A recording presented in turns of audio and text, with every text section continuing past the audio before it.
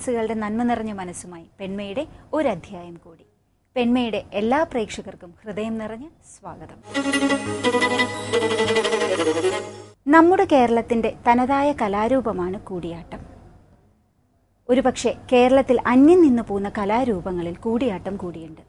അതുകൊണ്ടാണ് യുനെസ്കോ ലോകത്തിൽ തന്നെ അന്യം നിന്നു പോകുന്ന പൈതൃക കലാരൂപങ്ങളിൽ കൂടിയാട്ടത്തെ കൂടി ഉൾപ്പെടുത്തിയിരിക്കുന്നത്. കലാരൂപമായ കൂടിയാട്ടത്തിൽ ഏറെ പ്രാവീണ്യം തെളിയിച്ചിട്ടുള്ള ഒരു കലാകാരിയാണ് ഇന്നത്തെ പെൺമയിൽ നമ്മൾ പരിചയപ്പെടാൻ പോകുന്നത്, ആനി ജോൺസൺ പണിക്കർ. ആനിക്ക് മറ്റൊരു പ്രത്യേകത കൂടിയുണ്ട്. തികച്ചും ഹൈന്ദവ കലാരൂപമായ കൂടിയാട്ടത്തിലേക്കാണ് ആനി അഹിന്ദുവായിട്ട് കൂടി കടന്നു വന്നിരിക്കുന്നത്. ഭരതനാട്യത്തിലും ശ്രദ്ധേയമായ ആനിയുടെ കലാലോകത്തേക്കാണ് ഇന്നത്തെ പെൺമ നിങ്ങളെ കൂട്ടിക്കൊണ്ടുപോകുന്നത്.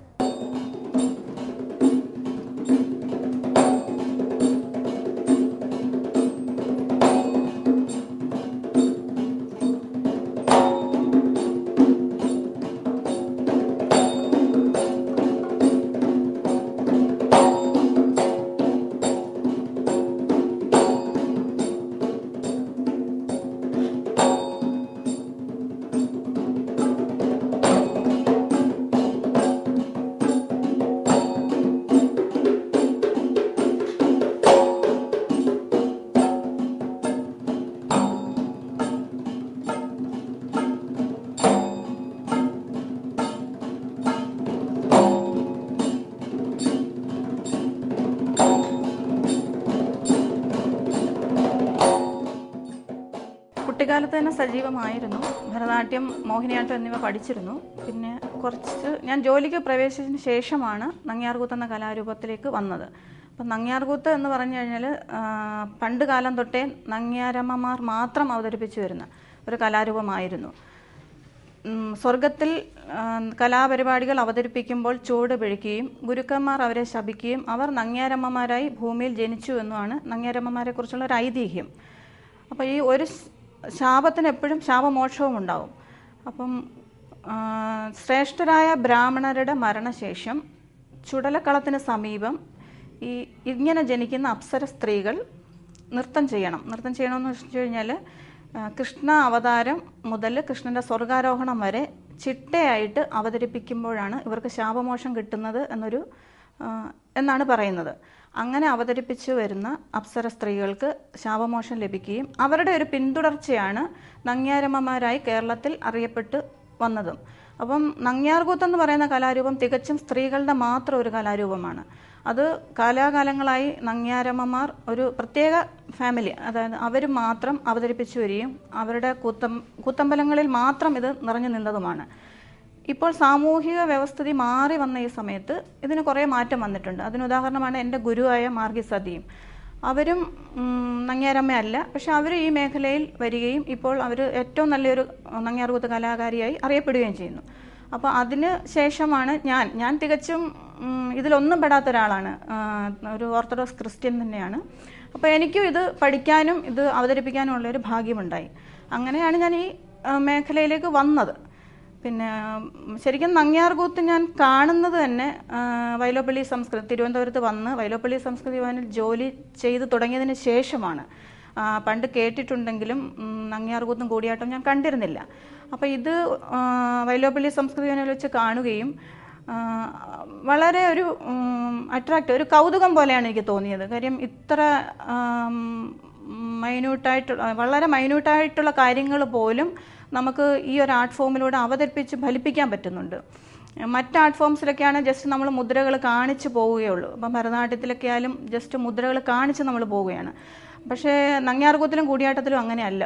ഈവൻ ഒരു ഫുൾ സ്റ്റോപ്പ് ആയാലും ഒരു കുത്തും കോമയും വരെ മുദ്രകളുണ്ട്. അപ്പം നമുക്ക് അത്രത്തോളം വലിയൊരു ക്യാൻവാസാണ് ഈ നങ്ങ്യാർകൂത്ത് അഥവാ കൂടിയാട്ടം എന്ന് പറയുന്ന ആ കലാരൂപത്തിലൂടെ നമുക്ക് ലഭിക്കുന്നത്. അപ്പം അത് എനിക്കൊരു കൂടുതലൊരു കൗതുകം തോന്നി. മറ്റ് ആർട്ട് ഫോംസ് പഠിച്ചിട്ടുണ്ടെങ്കിലും ഇതും കൂടെ ഒന്ന് പഠിച്ചാൽ പഠിക്കാൻ പറ്റുമോ? അപ്പം ഞാനത് മാർഗി സൈചേച്ചിയോട് ചോദിക്കുകയും തീർച്ചയായിട്ടും പഠിപ്പിച്ചു തരാമെന്ന് പറയുകയും ചെയ്തു. അങ്ങനെയാണ് ഞാൻ അവരുടെ ശിഷ്യയാവുന്നത്. പിന്നീട് അങ്ങോട്ട് കുറച്ച് ബുദ്ധിമുട്ടാണെങ്കിലും തീർച്ചയായിട്ടും അവരും കുറേ ബുദ്ധിമുട്ട് തന്നെയാണ് എനിക്കിത് പറഞ്ഞു തന്നതും. പക്ഷെ എനിക്കത് ഒരുവിധം നന്നായിട്ടത് പഠിച്ചെടുക്കാൻ പറ്റി. അങ്ങനെയാണ് ഇതിലേക്ക് വന്നത്. ഒരു 4 വർഷത്തെ കഠിനമായ എഫേർട്ടിന് ഒരു പരിശീലനത്തിന് ശേഷം ഞാൻ അരങ്ങേറ്റം ചെയ്തു. മാർഗിയിലാണ് അരങ്ങേറ്റം ചെയ്തത്. അങ്ങനെ ആണ് ഇതിലേക്ക് വന്നത്.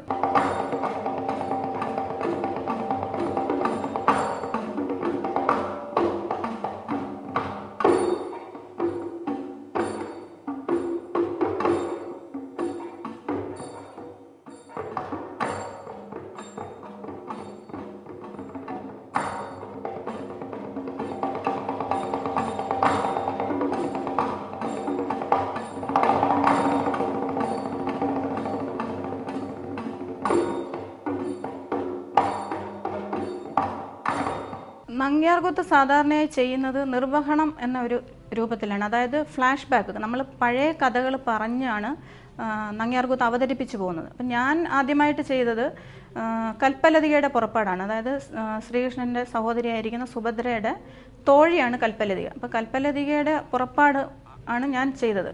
അപ്പം കൽപ്പലതിക ഈ ശ്രീകൃഷ്ണ ചരിത്രത്തിൻ്റെ കഥ പറഞ്ഞു പോകുന്നതാണ് ശരിക്കും അതിൻ്റെ ഒരു കഥ വരുന്നത്. അപ്പം ഞാനിത് അവതരിപ്പിച്ചു. പിന്നെ എനിക്ക് തന്നെ ഒരു സ്വയം വലിയ നന്നായി ഒരുവിധം ചെയ്യാൻ പറ്റി. പിന്നെ മറ്റുള്ളവരുടെ പ്രതിനിധിച്ചാൽ എല്ലാവരും നല്ല ഒരു അഭിപ്രായമാണ് പറഞ്ഞത്. പിന്നെ വളരെ നന്നായി ചെയ്തു എന്നുള്ളൊരു അഭിപ്രായമാണ് കേട്ടത്. അതുകൊണ്ട് അതിൻ്റെ ഒരു സന്തോഷം ഉണ്ടായിരുന്നു. അതുകൊണ്ടാണ് വീണ്ടും തുടർന്ന് പഠിക്കാനും വീണ്ടും അത് ചെയ്ത് നിലനിർത്തി പോരണം എന്ന് തോന്നുകയും വീണ്ടും അത് ചെയ്തുകൊണ്ടിരിക്കുകയാണ്. ഇപ്പോഴും വീണ്ടും 1-2 വേദികളിൽ ഞാൻ അതും മറ്റ് വേറെ കംസവധം അങ്ങനെ 1-2 കഥകൾ അവതരിപ്പിച്ചിട്ടുണ്ട്.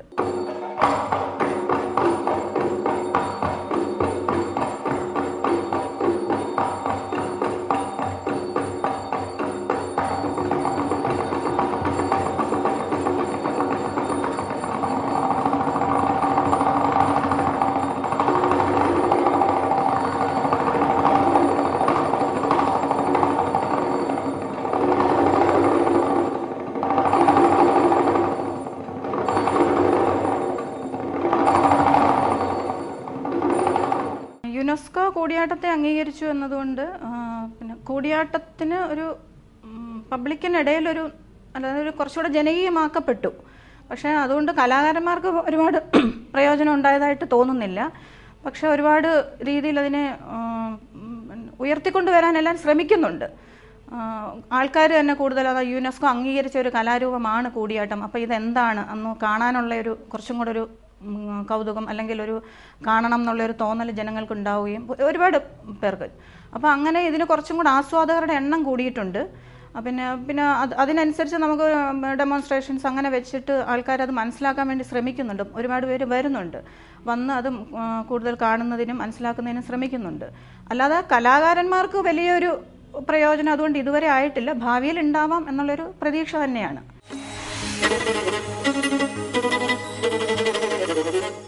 കൂടിയാട്ടത്തിലെ ആനിയുടെ ഗുരു മാർഗി സതിയാണ്.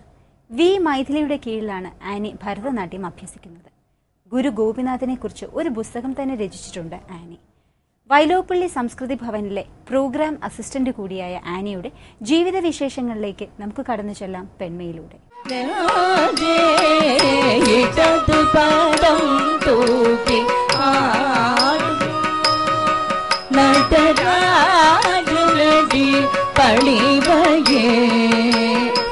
ഭരതനാട്യം ആദ്യം പഠിച്ചിരുന്നത് കൊണ്ട് ഈ കലാരൂപം പഠിക്കുന്നതിന് കുറച്ചും കൂടെ എനിക്ക് ഈസി ആയിട്ട് തോന്നിയിട്ടുണ്ട്.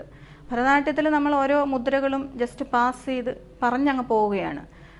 അതിങ്ങനെ ചിട്ടപ്പെടുത്തി വെച്ചിരിക്കുന്ന ഒരു രീതിയാണ്. അപ്പം അതിൽ നിന്ന് നമുക്ക് അധികം മാറി സഞ്ചരിക്കാൻ പറ്റത്തില്ല. ഈ നങ്ങ്യാർകൂത്ത് എന്ന് പറയുന്നത് കുറച്ചും കൂടെ വാസ്റ്റായിട്ടുള്ളൊരു ക്യാൻവാസാണ്. നമുക്ക് ഓരോ മുദ്രയ്ക്കും ഓരോ വാക്കുകൾക്കും മുദ്രകളുണ്ട്. ഈവൻ കുത്തിനും കോമയ്ക്കും ബഹുവചനത്തിനുമൊക്കെ മുദ്രകളുണ്ട്. അപ്പോൾ നമുക്ക് ഓരോന്നും കുറച്ചും കൂടെ മനോധർമ്മം അനുസരിച്ച് വാസ്റ്റായിട്ട് ചെയ്യാൻ പറ്റുന്ന ഒരു കലാരൂപമാണ് നങ്ങ്യാർകൂത്തും കൂടിയാട്ടവും. രണ്ടും സിമിലറാണ്. അപ്പം മുദ്രകളെല്ലാം സെയിമാണ്. അപ്പം അത് ഇപ്പോൾ ഉദാഹരണമായിട്ട്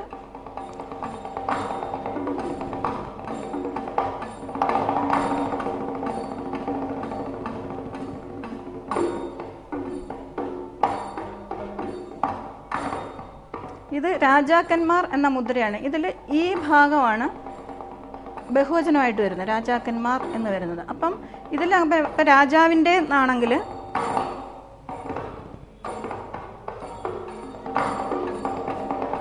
ഇങ്ങനെ വരും. അങ്ങനെ ഈവൻ ചില്ലക്ഷരങ്ങൾക്കും കുത്തിനും കോമയ്ക്കും ഒക്കെ മുദ്രകളുള്ള ഒരു കലാരൂപമാണ് നങ്ങ്യാർകൂത്ത്. അപ്പോൾ അത് നമുക്ക് കുറച്ചും കൂടെ മനോധർമ്മം അനുസരിച്ച് ചെയ്യാൻ പറ്റും. കുറച്ചും കൂടെ വാസ്റ്റാണ് അതിൻ്റെ ക്യാൻവാസ് എന്നുള്ളതാണ് ഇത് ഒരു പ്രത്യേകത. പിന്നെ ഭരതനാട്യം പഠിച്ചതുകൊണ്ട് കുറച്ചും കൂടി ഈസി ആയിട്ട് എനിക്കത് ഹാൻഡിൽ ചെയ്യാൻ പറ്റി. മേ ബി എനിക്ക് തോന്നുന്നു നങ്ങ്യാർകൂത്തൊക്കെ ആദ്യം പഠിക്കുകയാണെങ്കിൽ ഇത് കുറച്ചും കൂടെ എളുപ്പമാവാം. പക്ഷേ ഞാൻ തിരിച്ചാണ് വന്നത്. അപ്പോൾ അതുകൊണ്ട് എനിക്ക് കുറച്ചും കൂടെ എളുപ്പത്തിൽ അത് പഠിക്കാൻ പറ്റി. ഇത്രയും ഇത് ആകുമ്പോൾ നമുക്കത് പുതിയൊരു കലാരൂപം കണ്ടത് പഠിക്കാൻ പറ്റുമെന്നൊരു ഡൗട്ട് ഉണ്ടായിരുന്നു. അങ്ങനെയാണ് മാർഗീസതിയോട് ചോദിക്കുന്നത് ഇത് കണ്ടിട്ട്. അപ്പം തീർച്ചയായിട്ടും പഠിപ്പിച്ചു തരാമെന്ന് പറഞ്ഞു. അങ്ങനെ അവർ എനിക്കത് എൻ്റെ ആ റിസ്ക് ഏറ്റെടുത്ത് തന്നെ പഠിപ്പിക്കുകയാണ് ചെയ്തത്. അപ്പം കുറച്ച് നല്ല കഷ്ടപ്പെട്ട് തന്നെ അത് പഠിച്ചെടുക്കാൻ എനിക്ക് പറ്റി. പിന്നെ അവരെ പോലെ ഒരു ഗുരു, നമ്മൾ ഒരു ഏറ്റവും വലിയൊരു കാര്യം ഏതൊരു സ്റ്റുഡൻറ്റിനും ഗുരുവാണ്. അപ്പോൾ എനിക്ക് നങ്ങ്യാർകൂത്തിൽ ഏറ്റവും നല്ലൊരു ഗുരുവിനെയാണ് കിട്ടിയിരിക്കുന്നത്, മാർഗീസതി എന്നുള്ളത്. അപ്പോൾ സായി ചേച്ചി നമ്മളെ കുട്ടികളെയൊക്കെ വളരെ ഡീറ്റെയിൽഡായിട്ട് പഠിപ്പിക്കും. എന്ത് റിസ്ക് എടുത്തും അത് ചെയ്യിപ്പിക്കാൻ നോക്കും. എൻ്റെ കൂടെയൊക്കെ 3-4 വയസ്സുള്ള ക്ലാസ്മേറ്റ്സ് വരെ ഉണ്ടായിരുന്നു. അപ്പം അതൊക്കെ എനിക്ക് ശരിക്കും ഭയങ്കര സന്തോഷമാണ് തോന്നിയിട്ടുള്ളത്. കാര്യം അങ്ങനെ എനിക്കും ആ ഒരു ഇതിൽ പഠിക്കാൻ പറ്റുന്നുണ്ടല്ലോ എന്ന്. അപ്പോൾ അവരെയൊക്കെ നമ്മൾ സായി ചേച്ചി അതിൻ്റെതായ രീതിയിൽ ട്രീറ്റ് ചെയ്തിട്ട് പിന്നെ ഒരു പരിപാടി അവതരിപ്പിക്കേണ്ടി വരും. ഈവൻ മോള് കലാരംഗത്താണ്, രേവതി. അപ്പോൾ അവളെ കാട്ടിലും ചിലപ്പോൾ എനിക്ക് തോന്നാറുണ്ട് എനിക്ക് കുറച്ചും കൂടെ ഒരു ഇത് തന്ന് എന്നെ പരിശീലിപ്പിച്ച് അത് ചെയ്യിപ്പിക്കാൻ വേണ്ടി പുള്ളിക്കാരി ശ്രമിക്കുന്നുണ്ട്. അപ്പോൾ അത് അങ്ങനത്തെ ഒരു ഗുരു എന്ന് പറയുന്നത് നമുക്ക് ഏറ്റവും വലിയ ഭാഗ്യമാണ്. അതേപോലെ തന്നെയാണ് എനിക്ക് ഭരതനാട്യം ഞാനിപ്പോൾ ചെയ്യുമ്പോഴും മൈഥിലി ടീച്ചർ ഏറ്റവും നല്ലൊരു ഗുരു തന്നെയാണ്. ആ മേഖലയിലെ ഏറ്റവും നല്ല ഗുരുവാണ് മൈഥിലി ടീച്ചർ. അപ്പോൾ ടീച്ചറിനെ എനിക്ക് ഗുരുവായിട്ട് കിട്ടിയതും വളരെ ഭാഗ്യമാണ്, വളരെ സന്തോഷമാണ്. ടീച്ചർ ഇപ്പോൾ നമ്മൾ പുറത്തൊക്കെ പോയാലും ഓരോ കാര്യങ്ങളും നമ്മുടെ വെള്ളം കുടിച്ചോ അല്ലെങ്കിൽ അങ്ങനെ ഓരോ കാര്യങ്ങളും ശ്രദ്ധിച്ച് നമുക്ക് കൊണ്ടുതന്ന് നമ്മളെ ട്രീറ്റ് ചെയ്യുന്ന കൂട്ടത്തിലാണ്. ഇവർ രണ്ടുപേരും അങ്ങനെയാണ്. അപ്പം അത്രയും നല്ല ഗുരുക്കളെ കിട്ടുക എന്നുള്ളത് തന്നെ ഒരു സ്റ്റുഡൻറ്റിനെ സംബന്ധിച്ച് വളരെ വലിയൊരു അനുഗ്രഹമാണ്. അപ്പോൾ ഈ നമ്മളെപ്പോഴും വഴക്ക് പറയുന്നുണ്ടാവും, അത് നമ്മൾ പഠിക്കാൻ വേണ്ടിയാണ്. അത് ഇടയ്ക്ക് ഉണ്ടാവാറുണ്ട്. പക്ഷെ അത് നമുക്കൊരിക്കലും ഫീൽ ചെയ്തിട്ടില്ല. നമ്മളിപ്പോൾ ആ ഒരു ഗുരു എന്തെങ്കിലും പറഞ്ഞെന്ന് വെച്ചിട്ട് ഗുരുവിനെ ഉപേക്ഷിച്ച് പോയി അങ്ങനെ ഒരു ഗുരുശാപം എന്ന് പറയുന്നത് ഒരിക്കലും നമുക്ക് ഒരു ഉയർച്ചയ്ക്ക് തടസ്സം ഉണ്ടാകുന്ന ഒരു കാര്യമാണ്. എപ്പോഴും നമുക്കൊരു കലാരംഗത്തായാലും ഒരു ഉയർച്ച വേണമെങ്കിൽ ഗുരുവിൻ്റെ അനുഗ്രഹം എപ്പോഴും ഉണ്ടാവണം. അപ്പം നല്ല ഗുരുക്കന്മാരെ കിട്ടുക എന്നുള്ളതും അവരുടെ അനുഗ്രഹം ഉണ്ടാവുക എന്നുള്ളതും വളരെ വലിയൊരു ഭാഗ്യമാണ്. ആ ഒരു കരുതൽ ഭാഗ്യം എനിക്ക് ഉണ്ടായിട്ടുണ്ട്. അതുകൊണ്ട് എനിക്ക് ഈ 2 കലാരൂപം ഒരുവിധം ഒന്നിച്ച് തന്നെ ഇങ്ങനെ കൊണ്ടുപോകാൻ പറ്റുന്നുണ്ട്. അതൊരു അനുഗ്രഹമായിട്ട് ഞാൻ കാണുന്നു.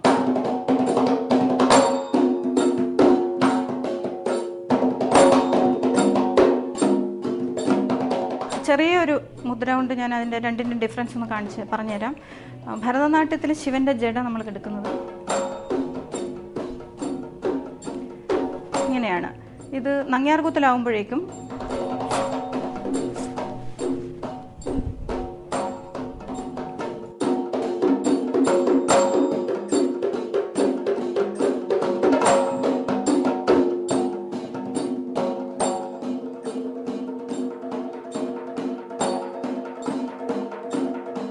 പുസ്തകരചനയിലേക്ക് ശരിക്കും വരുന്നത് നമ്മുടെ യങ്സ്റ്റേഴ്സിന് പലർക്കും പല കലാരൂപങ്ങളെക്കുറിച്ചും ഒരു അക്കാഡമിക്കായിട്ടൊരു അവയർനെസ് വളരെ കുറവാണ്. എല്ലാവരും യുവജനോത്സവ വേദിയിലേക്ക് വേണ്ടി പല ഐറ്റംസ് പഠിക്കുന്നു, അത് ചെയ്യുന്നു, അങ്ങനെ ചെയ്തു പോകാറാണ് പതിവ്. നമുക്കൊരുപാട് എൻഡമിക്കായിട്ടുള്ള ആർട്ട് ഫോംസ് ഉണ്ട്. അപ്പോൾ അതിനെക്കുറിച്ചുമൊക്കെ എഴുതണം അല്ലെങ്കിൽ അങ്ങനെ ഡോക്യുമെൻ്റ് ചെയ്യണം എന്നൊക്കെയുള്ള ആഗ്രഹങ്ങൾ ഉണ്ട്. അപ്പം ഈ ഗുരു ഗോപിനാഥിനെ കുറിച്ചൊരു ബുക്ക് എഴുതാൻ ഭാഷാ ഇൻസ്റ്റിറ്റ്യൂട്ട് അത് പബ്ലിഷ് ചെയ്യാമെന്നും പറഞ്ഞതുകൊണ്ട് ഞാൻ ആ ഒരു ഇത്രയും വലിയൊരു കലാകാരൻ നർത്തകനായതുകൊണ്ട് അദ്ദേഹത്തെക്കുറിച്ച് എഴുതാൻ തോന്നുകയും അത് എഴുതുകയും ചെയ്തു. അപ്പോൾ അത് വളരെ നല്ലൊരു അനുഭവമായിരുന്നു. കാര്യം ഒരുപാട് കാര്യങ്ങൾ നമുക്ക് അദ്ദേഹത്തെക്കുറിച്ച് കൂടുതൽ മനസ്സിലാക്കി എഴുതാൻ പറ്റി. അങ്ങനെ ഒരു ഇതിൽ വന്നതാണ്. അപ്പം നമ്മൾ എഴുതിയാൽ മാത്രം പോരാ, അത് പബ്ലിഷ് ചെയ്യാൻ ഒരാളുണ്ടാണ്. അത് ഭാഷാ ഇൻസ്റ്റിറ്റ്യൂട്ട് അത് പബ്ലിഷ് ചെയ്യാനുള്ള ഒരു മനസ്സ് കാണിച്ചു. അപ്പം അതിന് കൊണ്ടാണ് എനിക്കത് എഴുതി ഫലിപ്പിക്കാൻ പറ്റിയത്. ഇപ്പം അടുത്തതായിട്ട് കലാമണ്ഡലം കല്യാണിക്കുട്ടിയമ്മയെക്കുറിച്ച് ഒരു ബുക്ക് എഴുതാൻ വേണ്ടി ഇങ്ങനെ തയ്യാറെടുത്തുകൊണ്ടിരിക്കുകയാണ്.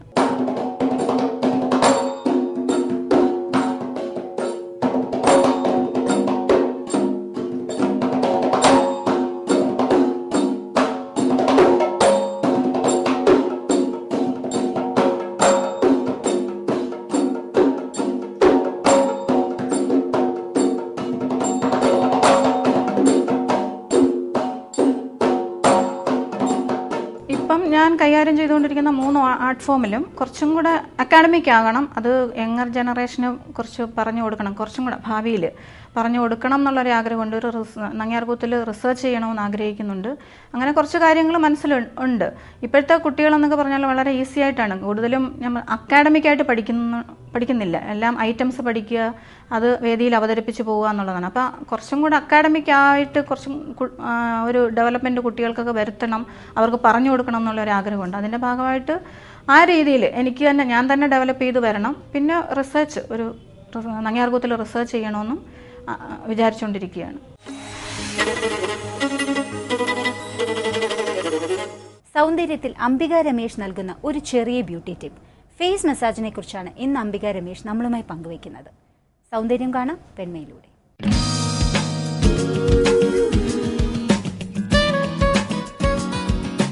കല്യാണ ദിവസം അടുക്കും തോറും സാധാരണയായി സ്കിന്നിനുണ്ടാകുന്ന പ്രോബ്ലം എന്ന് പറഞ്ഞാൽ ഈ നല്ല പോലെ സ്കിന്ന് ടാൻ ആകും. കല്യാണ കുട്ടികൾക്ക് പ്രത്യേകിച്ചും അവരിങ്ങനെ ഷോപ്പിങ്ങിനും ഇതിനൊക്കെ പോകുമ്പോഴത്തേക്ക് സ്കിന്ന് നല്ല ടാൻ ആകും. ഇതൊന്നും അപ്പോഴവർ ശ്രദ്ധിക്കത്തില്ല. കല്യാണം അടുക്കും തോറുമാണ് അവർക്ക് അതിനെക്കുറിച്ച് ഒരു ടെൻഷൻ അടിക്കുന്നത്. അപ്പോൾ ഇങ്ങനെയുള്ള പ്രോബ്ലംസൊക്കെ മാറാൻ വേണ്ടിയിട്ട് നമുക്ക് വീട്ടിൽ വെച്ച് തന്നെ ചെയ്യാൻ പറ്റുന്ന 1-2 ട്രീറ്റ്മെൻറ്റുകൾ ഞാൻ പറയാം. അതേപോലെ ഈ അണ്ടർ ഐ ഡാർക്ക്നെസ്, കണ്ണിന് ചുറ്റും നല്ല ഡാർക്ക് ഷെയ്ഡ് വരും. അത് ഉണ്ടാകുന്നത് ലേറ്റായിട്ടുള്ള ഉറക്കം, അധികമായിട്ടുള്ള സ്ട്രെസ്സ്, ഇതൊക്കെ കൊണ്ടാണ് കണ്ണിന് ചുറ്റും ഡാർക്ക് ഷെയ്ഡ് വരുന്നത്. ഈ ഡാർക്ക് ഷെയ്ഡ് പോകാൻ വേണ്ടിയിട്ടുള്ള ഒരു പാക്ക് ഞാൻ പറയാം. ഹെർബൽ പാക്കാണ്. നമുക്കത് വീട്ടിൽ വെച്ച് തന്നെ ഉണ്ടാക്കിയിടാൻ പറ്റുന്നതാണ്. പുറത്തൊന്നും പോകാതെ, നമുക്ക് കാശൊന്നും അധികം ചിലവാകാതെ തന്നെ. ആദ്യം അതിന് വേണ്ടുന്നത് 1 ടീസ്പൂൺ പൊട്ടറ്റോ ജ്യൂസ്, ഉരുളക്കിഴങ്ങിൻ്റെ ജ്യൂസ് 1 ടീസ്പൂൺ എടുക്കുക. 1 teaspoon almond oil, 1 teaspoon cucumber, വെള്ളരിക്കയുടെ നീര് 1 ടീസ്പൂൺ. ഇത് 3ഉം കൂടെ ഒന്നുകൂടെ പറയാം. വെള്ളരിക്ക നീര് 1 ടീസ്പൂൺ, ഉരുളക്കിഴങ്ങിൻ്റെ നീര് 1 ടീസ്പൂൺ, ആൽമണ്ട് ഓയിൽ 1 ടീസ്പൂൺ. ഇത് 3ഉം കൂടെ മിക്സ് ചെയ്തിട്ട് ഡെയിലി 2 പ്രാവശ്യം കണ്ണിന് ചുറ്റും ഇടാമെന്നുണ്ടെങ്കിൽ നല്ല പോലെ അണ്ടർ ഐ ഡാർക്ക്നെസ് ഒക്കെ മാറി സ്കിന്ന് നല്ല ഈവനായി മാറിക്കിട്ടും. ഇത് നമ്മൾ 2 പ്രാവശ്യം തന്നെ ഇടണം. സാധാരണ ആൾക്കാർ 1-2 ദിവസം ഇട്ടതിന് ശേഷം അതിൻ്റെ റിസൾട്ട് പ്രതീക്ഷിച്ചാൽ അതൊന്നും കിട്ടത്തില്ല. കണ്ടിന്യൂസ് ആയിട്ട് 1 മന്തെങ്കിലും ഇട്ട് കഴിഞ്ഞാലേ നല്ല റിസൾട്ട് കിട്ടുള്ളൂ. അത് തീർച്ചയായിട്ടും റിസൾട്ട് കിട്ടുന്ന ഒരു ട്രീറ്റ്മെൻറ്റാണിത്. ഇത് നമ്മൾ കുറച്ച് കൂടുതൽ ഉണ്ടാക്കിയെന്ന് പറഞ്ഞിട്ട് അത് നമുക്ക് ഫ്രിഡ്ജിൽ വെച്ചിട്ട് അടുത്ത ദിവസം ഉപയോഗിക്കാം. അല്ലാതെ ഡെയിലി ഉണ്ടാക്കാൻ നമുക്ക് ബുദ്ധിമുട്ടാണല്ലോ. അപ്പോൾ ഫ്രിഡ്ജിൽ വെച്ചിട്ട് ഉപയോഗിച്ചാലും അതിന് വേറെ കുഴപ്പമൊന്നും ഉണ്ടാകത്തില്ല. അത് കണ്ണിന് ചുറ്റുമുള്ള പാക്ക്, ബ്രൈഡ്സിന് വേണ്ടിയിട്ടുള്ള. ഇനി നമുക്ക് ബോഡിക്ക് ഇടാൻ വേണ്ടിയിട്ടുള്ള ഒരു പാക്ക് പറയാം. ബ്രൈഡ്സിന് വേണ്ടിയിട്ടുള്ളതാണ്. 4 ടീസ്പൂൺ ഓട്സ് നല്ല പൗഡറാക്കി, നല്ല പൗഡർ ഫോമിൽ നമ്മൾ മിക്സിയിട്ട് പൊടിച്ചെടുത്താൽ നല്ല പൗഡറായി കിട്ടും. അത് 4 ടീസ്പൂൺ എടുക്കുക. 4 ടീസ്പൂൺ ആൽമണ്ട് പൗഡർ, ആൽമണ്ട് എടുത്തിട്ട് അതും ഇതുപോലെ നല്ല പൊടിച്ച് നല്ല ഫൈൻ ഡസ്റ്റാക്കി എടുക്കണം. അത് 4 teaspoon. 1/2 cup orange juice, 1/2 cup പയറുപൊടി, 2 ടീസ്പൂൺ മഞ്ഞൾപ്പൊടി. ഇത് എല്ലാം കൂടെ ഒന്ന് മിക്സ് ചെയ്തിട്ട് നല്ല കുഴമ്പ് പോലെ ആക്കി ബോഡി മൊത്തം അപ്ലൈ ചെയ്തിട്ട് ഒരു 20 മിനിറ്റ് കഴിയുമ്പോഴത്തേക്ക് പാല് ചെറുതായിട്ട്, കുറച്ച് പാല് നമ്മൾ കൈ മുക്കിയിട്ട് ചെറുതായിട്ടൊന്ന് ബോഡി ഒന്ന് സ്ക്രബ് ചെയ്യണം. എന്നിട്ട് വെറുതെ വെള്ളം വെച്ചിട്ട് അങ്ങ് വാഷ് ചെയ്താൽ മതി. സ്കിന്ന് നല്ല സ്മൂത്ത് ആൻഡ് സിൽക്കി ആവുകയും ചെയ്യും. ടാനൊക്കെ പോയി സ്കിന്ന് നല്ല കളറും തോന്നും. അതേപോലെ ഇനി വേറൊരു പാക്ക്, പിമ്പിൾസ്, അങ്ങനെയുള്ള പിമ്പിൾസ് വന്നിട്ടുള്ള സ്കാറ് അങ്ങനെയൊക്കെ പോകാൻ വേണ്ടി ഈ ട്രീറ്റ്മെൻ്റ് എല്ലാം നമ്മൾ 1 മന്ത് മുന്നേ എങ്കിലും ചെയ്താലേ നമുക്ക് ഉദ്ദേശിക്കുന്ന റിസൾട്ട് കിട്ടുള്ളൂ. അല്ലാതെ 2-3 ദിവസം ചെയ്തെന്ന് പറഞ്ഞിട്ട് ഇതിന് റിസൾട്ട് ഒന്നും കിട്ടത്തില്ല. അതുകൊണ്ട് അത് പ്രത്യേകം ശ്രദ്ധിക്കേണ്ട ഒരു കാര്യമാണ്. ഇനി നമുക്ക് പിമ്പിൾസ് ഉള്ളവർക്ക് വേണ്ടിയിട്ടുള്ള ഒരു പാക്ക് കൂടെ പറയാം. പിമ്പിൾസ് വന്നിട്ടുള്ള സ്കാറ് ഇതൊക്കെ പോകാൻ വേണ്ടിയിട്ട് ആദ്യം വേണ്ടുന്നത് 1 ടീസ്പൂൺ ക്യാരറ്റ് ജ്യൂസ്, 1 ടീസ്പൂൺ തുളസി നീര്, 1 ടീസ്പൂൺ പുതിനയില. ഇത് 3ഉം കൂടെ നല്ല പോലെ മിക്സ് ചെയ്ത് അതിൻ്റെ ജ്യൂസ് എടുത്തിട്ട് നല്ല മിക്സ് ചെയ്തിട്ട് ഫേസിൽ അപ്ലൈ ചെയ്ത് ഒരു 20 മിനിറ്റ്സ് കഴിയുമ്പോഴത്തേക്ക് വാഷ് ചെയ്താൽ മതി. നല്ല വ്യത്യാസം വരുന്ന ഒരു പാക്കാണിത്. ഇത് പിമ്പിൾസിൻ്റെ സ്കാർ വരെ പോവും. അതുപോലെ ചിക്കൻ ബോക്സ് വന്നിട്ടുള്ള സ്കാർ പോകാനും വരെ നല്ല ഒരു പാക്കാണിത്. ഇത് ഒരു ലിക്വിഡ് ഫോമിലാണ് ഇരിക്കുന്നത്. നമ്മളൊരു തിൻ ലെയർ ഫേസിലങ്ങ് അപ്ലൈ ചെയ്താൽ മതി. നല്ല വ്യത്യാസം വരും ഇത്. ഈ പറഞ്ഞ ട്രീറ്റ്മെൻറ്റുകളെല്ലാം ബ്രൈഡ്സിനും അല്ലാത്തവർക്കും ചെയ്യാം. പ്രത്യേകിച്ചും ബ്രൈഡ്സിന് വേണ്ടിയിട്ടുള്ള പാക്കൊക്കെയാണ് ഇന്ന് ഞാനിവിടെ പറഞ്ഞത്. എല്ലാവരും ഒന്ന് ട്രൈ ചെയ്ത് നോക്കുക.